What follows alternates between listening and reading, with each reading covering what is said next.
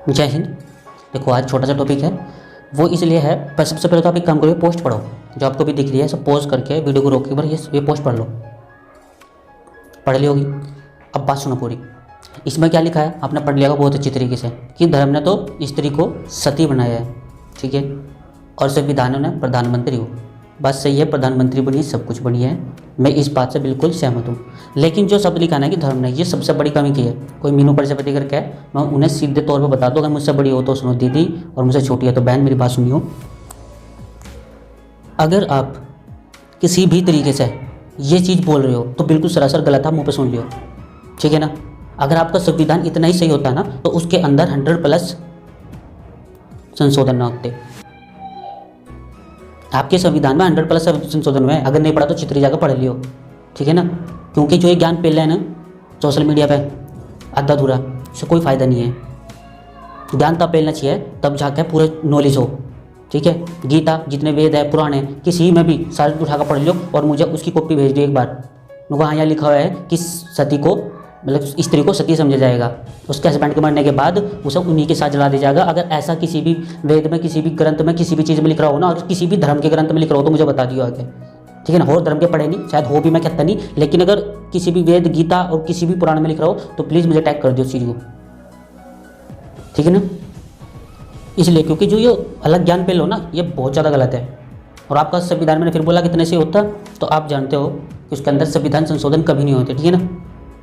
अच्छी तरीके से पढ़िए पॉलिटी को तो ज़्यादा अच्छा होगा, तब जाकर ज़्यादा पता लगेगा संविधान का गीत गाने से अच्छा है, ठीक है। ये सिर्फ जो प्रथा है ना, सब आदमी ने बनाई थी, सब इंसानों ने बनाई थी। कुछ आपकी जैसे सोच के होंगे, कुछ अलग सोच के होंगे। संविधान को पढ़ के ना उसके अंदर से जो संशोधन होते हैं वो भी इतना आसान नहीं होता। और जब वेदों को पढ़ोगे ना तो ये जो माइंड अभी जो ज्ञान फैल रहे ना, तो ये ना अपार ज्ञान हो जाएगा जितने ना पढ़ लोगे इन चीज़ों को। फिर ऐसे ज्ञान नहीं फैलने के, ये अंधा ज्ञान जो है ये इतना आसान नहीं है कि किसी पानी पतस्से के ठेले वाले पर खड़ा होगा, पानी पतस्से खाने के बाद भैया थोड़ा और पानी दे दो, उतना आसान नहीं होता ज्ञान फैलना। ये तो फेसबुक ने और इंस्टाग्राम ने हर चीज़ ने थोड़ी छूट दी हुई है, और लोकतांत्रिक देश है इसलिए कुछ भी बोल लो। किसी भी चीज़ में अगर मिल जाएगा तो बता दियो पहले ही, ठीक है ना। और आपके आदमी ने किस तरीके से चीज़ बताया मैं बता रहा हूँ। वैदिक कालीन ये वाला काल था, इसके अंदर पता ये जात पात भी नहीं होती, ये भी आप आदमियों ने बनाए हुए हैं। उस समय पता क्या था, जो इंसान यज्ञ करेंगे उन्हें क्या कहा, ब्राह्मण, ठीक है ना। उन्हें ब्राह्मण की श्रेणी में रख दिया। वर्ण वर्ण बोले थे ये, ना कि कोई जाति। जो युद्ध करके दूसरों की रक्षा करेंगे, ठीक है ना, वे बोलेंगे क्षत्रिय। और उसके अंदर स्पेशल राजपूत होते थे, इनकी जिम्मेदारी होती थी रक्षा करने की, कोई और कास्ट नहीं थी। बहुत से अपने आपको अगर क्षत्रिय बोल लेंगे तो नहीं, केवल ये राजा महाराजा सिस्टम जो भी होते थे वे, ठीक है ना। इसके अंदर खाली ब्राह्मण ही नहीं, 1-2 कास्ट और थी। फिर उसके बाद वैश्य इस वाले समाज में है, लेकिन मैं उस काल की नहीं बात कर, इसमें रामायण और महाभारत हुई, उसमें सिर्फ 4 कास्ट या 5 कास्ट का नाम है, वही बता देंगे जब होगा। वैश्य कौन थे, जो व्यापार करेंगे, इन्हें वैश्य बोला गया, ठीक है ना। फिर एक बोला गया कौन, शूद्र, ठीक है ना, शूद्र बोलते थे उन्हें, यानी छोटे। उन्हें छोटे क्यों बोला गया ये पता है, क्योंकि वे युद्ध मार जाते थे, जो युद्ध मार जाते थे उन्हें शूद्र की उपाधि दी गई। तो ये भी आपके इंसानों के ही बनाए हुए हैं, ये किसी उसमें नहीं लिखा हुआ था, ठीक है ना। और लिखा हुआ भी था लेकिन बांटे हुए उन्हीं के थे, उन्होंने अपने हिसाब से बांट दिए थे, ठीक है ना। ये सब चीज़ उसी के अंदर भी है, रामायण महाभारत इनके अंदर भी है।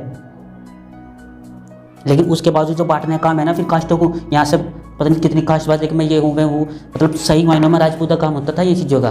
पृथ्वीराज चौहान जो कि एक राजपूत थे, पता उन्होंने कितना बड़ा काम किया है, उनकी पूरी हिस्ट्री पढ़ोगे तो ज़्यादा अच्छी तरीके से पता चलेगा।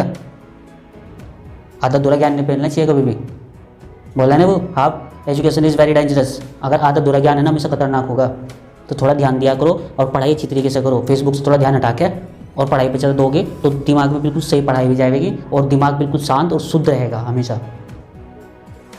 ये टिकटॉक पे वीडियो वाडियो बनाने आता है ज़्यादा करके, ये नहीं पता सही मायनों में कितना काम करना चाहिए कितने नहीं।